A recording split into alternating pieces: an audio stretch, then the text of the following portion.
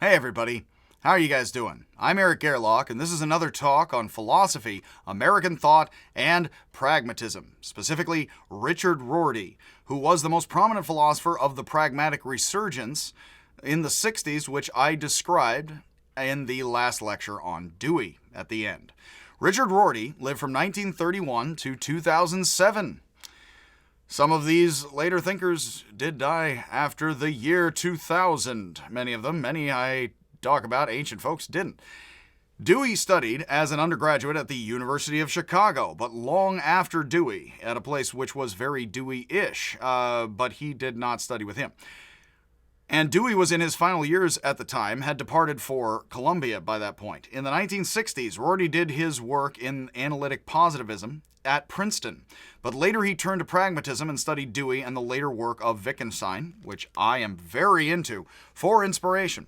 In a certain sense, Dewey is not only a pragmatist, he is also a prominent Wittgensteinian, one could say, because his thinking and arguments work very well with Wittgenstein and after Wittgenstein, and he is trying to do that. I have not yet given my talks on Wittgenstein. I will soon. In fact, May is going to be for me. April, this coming month, in only a day or two from today, is going to be Poe and then Lewis Carroll month for me. I'm going to try to take care of a bunch of Poe in a week and then some Lewis Carroll. And then Wittgenstein month is May. I'm going to be doing a lot of Wittgenstein in May, and I look forward to that. So this is actually a little out of order here. In Rorty's most famous work, Philosophy in the Mirror of Nature, which was written in 1979, I believe, a very fine year, many fine things came out into the world, Rorty argued that philosophy has been held back by the assumption that ideas mirror nature, also called correspondence.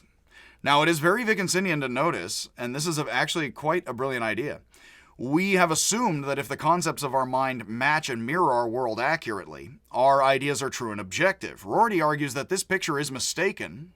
He does this very much with Wittgenstein. And that philosophy and science use open evolving systems of vocabulary and method that change based on their usefulness and adaptability. What he is actually pointing out is that it is mistaken to think that concepts mirror nature. The best way that I can say this is with the example of apples. I very much like using the example of apples and how we understand and use them for Wittgenstein because it's so simple and practical an example. Yes? So consider that we do not use our concept of apples the way that we use apples. We don't need to. If we have apples, we eat apples. If we need an apple, then we think about it and we have a concept. But we don't eat the concept. So just because visually I can see an apple in my head, that one apple in my head doesn't reflect all apples necessarily, or look like all the apples in a pile, or even all the apples in the universe. So my seeing one apple at a time very much mirrors what I saw. I did get to study in classes with Eleanor Roche, who is famous, does Buddhist psychology, and Paradise is famous for prototype theory in psychology. That with all of that, we do have a visual memory that mirrors what we saw one at a time of an apple, but that isn't the whole concept and the mentality of understanding apples, mirroring apples as if it's a mirror. We're taking one aspect, which is the visual aspect of seeing an apple in our head, and what Rorty is suggesting, while apples are my example, is that your concept, this is very Wittgensteinian, and I will get much deeper into this with Wittgenstein and his examples. Your mentality of apples doesn't have to mirror apples at all because that's not the way it works, is what Rorty is pointing out. And beyond this, the idea is actually, I would say, very intriguing and not fully worked out by Rorty or anyone, because people still struggle with what Wittgenstein, as Wittgenstein did, was saying in his final notebooks. That really the interaction of our minds and bodies with apples is much more, is not the same thing as a computer program having a mirror bit of information that it then stores in a mirror image in itself of all apple. That's very much not what fitting together with apples mentally and physically is. And I often mention we don't fully explain apples in words to ourselves or others, which means, for Wittgenstein, your concept of apples is not stored linguistically in paragraphs, which would also itself suggest you are meant to, that if I go like this, you have understandings of drinking water, maybe other things. Let's go get a drink of water, I insist. Your body and mind are so mentally, physically conditioned in the world to be with apples and glasses of water that your muscle memories of glasses of water does not mirror visually glasses of water and how you use them in the real world. That is a mistake for Wittgenstein, and it's almost like it's so simple a mistake, it's complicating things in a way we shouldn't get complicated, so it's hard to explain how it doesn't mirror it, because all you can do here is say, but we don't simply mirror things with our mind. We interact complexly with things, and part of that, as we experience, is the overlappingly mental, to use these words loosely, but our mentalities aren't simply mirroring apples as we use them. So in that sense, we're taking metaphors too literally and saying our concepts mirror anything. This is the whole point of Rorty's work, his famous primary work, and it is very much an adaptation of Wittgensteinian themes and ideas. Whenever we reach for our concept, it is most often there, unlike the apple. You can't always reach for an apple and it's there, but you can, Wittgenstein says, think of the sound of a clarinet. That would be audible memory, not visual. Now, it does mirror the sound of a clarinet. We can use the metaphor. What is an audible mirror here? The mind, the memory? The Zen would say very much so. The Zen like saying the mind is very much a mirror. And then they also say, but the mind isn't a mirror. And Rorty here, almost very Zen-like, is saying the mind is, but it isn't a mirror, very much, man. And that is because your memory of an apple does not function like an apple. It would be very strange if it did. Let's just say we can wordlessly sort of observe ourselves rather than fully explain in paragraphs how that is not very much the case. And that's an unsatisfying answer, but that is a way along towards other answers. Like Wittgenstein argued in his philosophical investigations, we can mistakenly confuse our concepts for the real things themselves, but they are additional elements that form an open, complex network. Like Hegel, Rorty argues that society is an open conversation, so the social is like the individual contemplating apples. Like Merleau-Ponty and Lakoff, Rorty argues that human conceptions are based in metaphors. Lakoff and Johnson's Philosophy in the Flesh was extremely popular and just came out during my undergraduate years. And it is of this Berkeley town. And basically what that book argues, and I do believe in a lot of that, is that we really do not have abstract ideas of the self or time. I often ask people, does time go in a line? Which direction? We very much understand time and the self, Lakoff and Johnson argue, and they are very influenced by Wittgenstein, I believe, or post-Wittgensteinian thinking in the Americas. That's, and psychology, especially, and cog-sci. That's cognitive science. That essentially, we take metaphors too literally and dogmatically that only describe parts of the situation, and yet we can see how people very much argue, some physicists actually do believe time does actually go in a line rather than a circle or a triangle, but that's just, for Rorty and others, a convenient way of metaphorically and visually and or any sort of overlapping ways of interconnecting a metaphor and a model. We model time easily as going in a line. We do not see it going any direction in a line. It's actually quite mind-blowing to think. Lakoff and Johnson mentioned in that book, most human cultures describe time often, and they don't have to exclusively. As some have said, India thinks of time in a circle and the West in a line. Both, and back and forth. We think of time in circles and time in lines, and so it's not one versus the other. Lakoff and Johnson say there's one or two tribes that actually talk about time going backwards in a line, whereas most tribes talk about time going forwards. Why? Because we walk forwards a lot of times in a line. So we think of time as ourselves very much, or like that time is, and they get into the detail in this in wonderful ways. We think of ourselves moving in time often and talk about that. We also talk about time as not moving and us moving in it.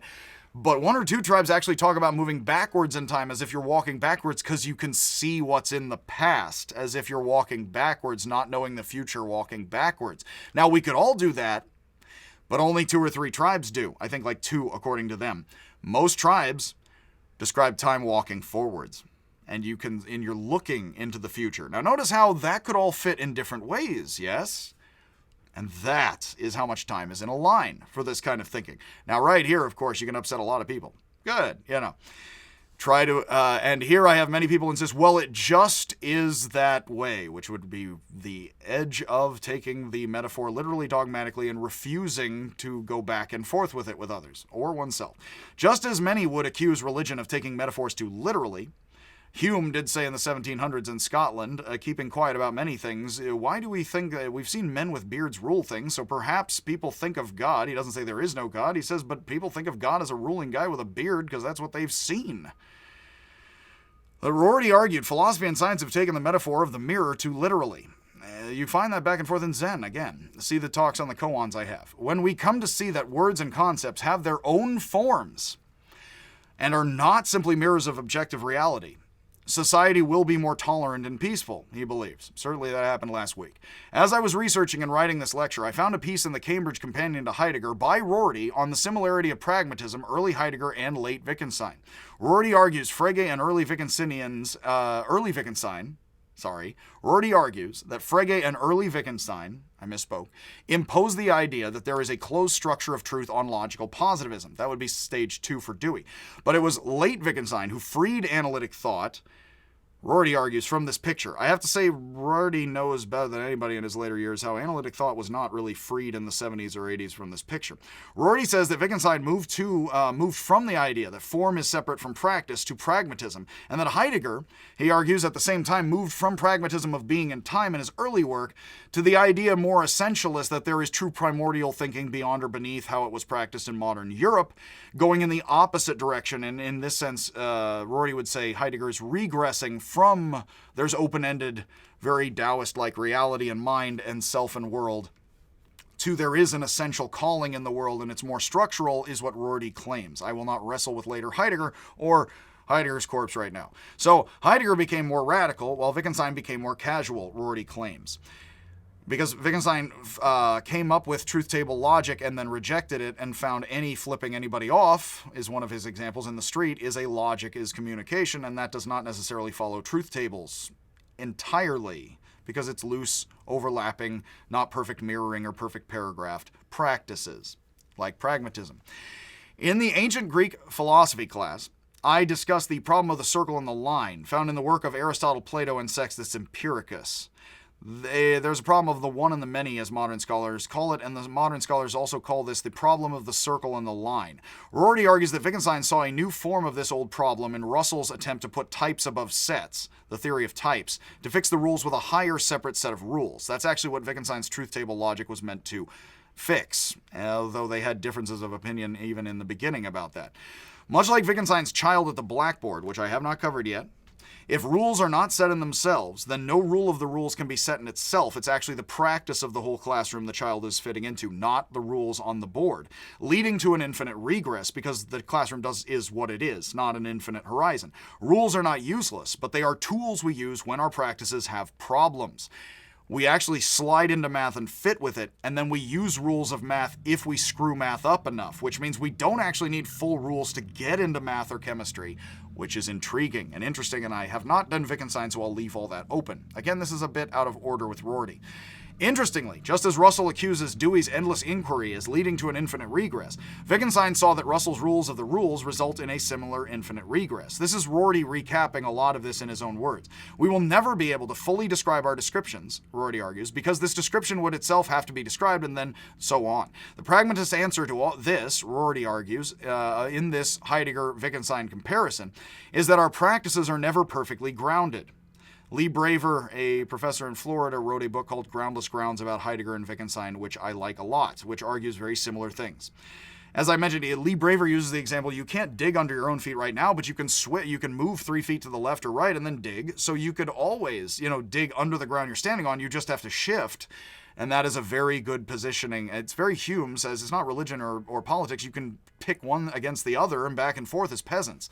So in history of Scotland and Britain. So as Sextus Empiricus, the ancient Greek Pyrrhonian, would point out, our practices are grounded in themselves and in each other, leading to continuous problems of infinite regress and self-circularity, which having a tough stomach for self-circularity and lack of closure in life is important to more skeptical, cynical philosophy. If we don't have rules of the rules, let's be self-grounding, well-grounded, better-grounded people without rules, but decent, best practices, as more liberal education talk speaks. In his later years, Rorty focused on Continental Thought, particularly the work of Nietzsche, Heidegger, Foucault, and Derrida, and he tried to communicate this continental ideas to other Americans. Sadly, Rorty finished his career teaching in the comparative literature department at Stanford. As a Berkeley person, I always mockingly am like, boo, hiss, boo, lousy horse farm, because of the rivalry that we're not so great at. But he did not teach in the philosophy department at Stanford. I have to say, without going on and on, pragmatism has very much been sidelined, as Rorty knew better than anybody. by more positivist-minded analytic philosophy that still insists a more scientific mind state gives us facts and rules, it would seem, although they do drink of their pragmatism and neo-pragmatism and pragmatists, back and forth. But Rorty taught in the comparative literature department, and Judith Butler teaches in the rhetoric department at UC Berkeley, not in the philosophy department. And I have to say, that's because philosophy department's at Berkeley and Stanford, and we're out here in the Bay. Yay, Bay Aryan Nation. As we're out here, these are the places. When I got to Berkeley as an undergrad, I was surprised how much people taught in the philosophy department that democracy is a good thing, science is a good thing, both are white things and Western, and that these are really our culture, and it definitely did not seem post-60s very Berkeley to me. What I did not understand at that time is the philosophy departments of Berkeley and Stanford and major universities in America are very much more positivist than pragmatist-minded. They want people to think that science gives them facts and rules, not that science is best practices, because I would say that's not as, it doesn't sound as solid. And I'm just going to leave it right there and not pretend I know much more about university practices. And I don't mean to blame one or two individuals for this. These are large social problems that many people mention about the accessibility of science and philosophy to the public. And I think both should be more accessible and simply worded for the public.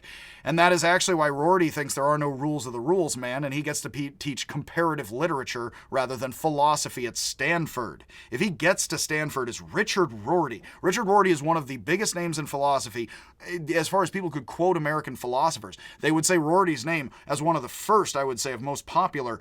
He did not teach in the philosophy department. Judith Butler is possibly the highest paid person in Berkeley. She teaches that gender is a performance, is very into Derrida and German and French thought, and she teaches in the rhetoric department, not the philosophy department. This is because I have to say, and I am decently on Judith Butler and Richard Rorty's side here, it's because more continental or more skeptical or more even more Native American, and not that Native American, pragmatism, I mean native to the Americas, and influenced by some Iroquois ideas apparently, as the Constitution was, etc. And I am not the best person on that and need to be better. They don't let pragmatic people or continental people teach in the primary, oddly enough, unless you're bending over backwards to make it sound more positivist and analytic. They don't really let you be a prominent central person, which will feature into the next and final talk on pragmatism with Cornel West, the most famous of Black American, African American philosophers to date, I would say somewhat. At least that he is the currently most famous living one, was on the board council in the Matrix movies. Awesomely, and those guys like their, those folks like their philosophy, the Wachowskis. That Rorty joked that he had been made a, quote, professor of trendy studies, end quote. Like Judith Butler, which rhetoric is somewhat sort of trendy, continental-ish French studies of the it's sort of a philosophy department that got created at Berkeley to catch sort of the French continental thought for the English department and for humanities folks, that they don't cover so much in the philosophy department, I found. Seriously, if you want to take classes on Derrida, you do it more with the rhetoric department at Cal than you do with the philosophy department because they're not so into French and continental thought, in spite of Dreyfus and others. That is the reality of the situation. I was very surprised to come from the heart of San Francisco and the hate and come to Berkeley and find out that Berkeley is very pro, in the philosophy department, analytically minded into the idea, no, the West is a different culture that has science and democracy. It is wonderful, and that's very sort of fact, science-based. I found that quite striking. And so when I hear that Rorty had to teach trendy studies in comparative literature at Stanford, I am unfortunately saddened but not surprised. That is unfortunately a bit of my cynical view of philosophy in America, and I keep my words careful here because I don't mean to be pointing at one or two people and suggesting they're the problem as opposed to we just need more philosophy and more common thought in America, perhaps, you know? So yes, this is an incredible example of the domination of American philosophy departments by positivism. The American Philosophy Association, the APA, has been said to be decently, there is a philosophical association, I'm going to screw it up. If you're into existentialism or German or French thought, you don't join the APA all the time. You join actually a different society for continental thought, and that's not the American Philosophical Association in America. And that, again, is because analytic thought that says science is amazing and better than other thinking, and it's very university and very Western and very democratic, is enshrined as what philosophy gets to be in the prominent positions in America. And I am ranting a bit here. I have been told, and I have good sources, since McCarthyism. Since McCarthyism hit philosophy departments and English departments particularly hard, this has been the case in America since the 50s. That, and then the 60s, the reflowering of pragmatism with Rorty, which is most appropriate to bring up here. From the 50s onward, American philosophy departments, and people have mentioned, philosophy really became a university discipline in the 1900s. It was not before that, a university department of philosophy. So much. It was often classics. You studied Greeks. The current philosophy is just weird, interesting, decent, hip thinking somewhere or not. With all of these things, it's unfortunately Rorty stands, as Butler does, still alive, as good examples that the positivist and analytic-minded people really do think they're exclusively philosophy and shut out French and German thought. The French and Germans, of course, honor their philosophers, think they're amazing. American philosophy does not often consider pragmatism, Native American, born in the Americas pragmatism, as genuine philosophy, much like Russell, because apparently they don't think science comes up with enough absolutely fixed facts or rules.